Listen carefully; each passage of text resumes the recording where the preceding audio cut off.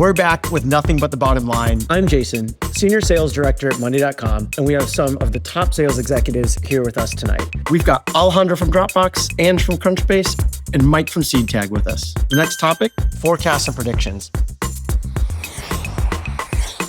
Forecasts and predictions, I think kind of the bane of existence of a lot of sales managers. How do you ensure forecasts and predictions are accurate? What types of things throw you off, your reps off? I think about it 3 different components. Is the math, the science, and the art.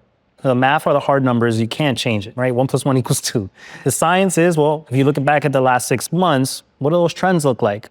You're probably going to get your run rate here. And then the art, that's the hard part, right? How do I get to know a rep well enough to know if he's aggressive or conservative in their forecast? And they're telling me, no, these next steps are accurate, right?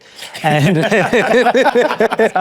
and so I think about it that way, and I try to teach my peers and a lot of the AMs that kind of thought process, right? But you still have to understand your buffers, right? Because you're also managing up. Yeah. And I try to give myself grace, I try to give others grace, because at the end of the day, even the biggest publicly traded company misses their forecast one way or another. I can't agree with you more on the art.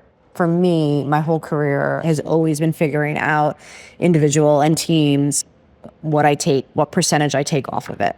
There are actually some AEs that under forecast, which is so surprising to me. Conservative. Yeah. And Yes, like, yes. you're my best sales rep. Yes, You're going to best close ones it. are- Your win rate's insane. Like, you're going to close it. Curious, what's your favorite question to go to in a pipeline that challenges a rep around the way that something's forecasted or the way that they're thinking Why do you think about that's a going to deal? close?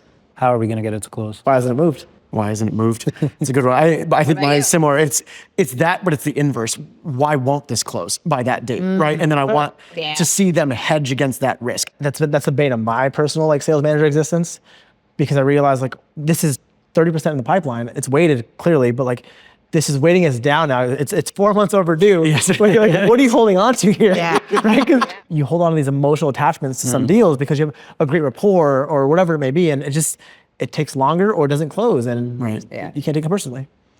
So bottom lines, thinking from a manager perspective, what's the biggest thing to become a better forecaster as a team? Know the math, the art, and the science. Yeah, I like those pillars. Yeah, really define it for yourself and just practice that every quarter. Asking for help and just, knowing where you win and where you lose a deal, it can really help. Be sober with the art. If we're going 3-4 months in overdue, you just gotta cut bait sometimes. Sober with the art. Yeah. Love it. Yeah.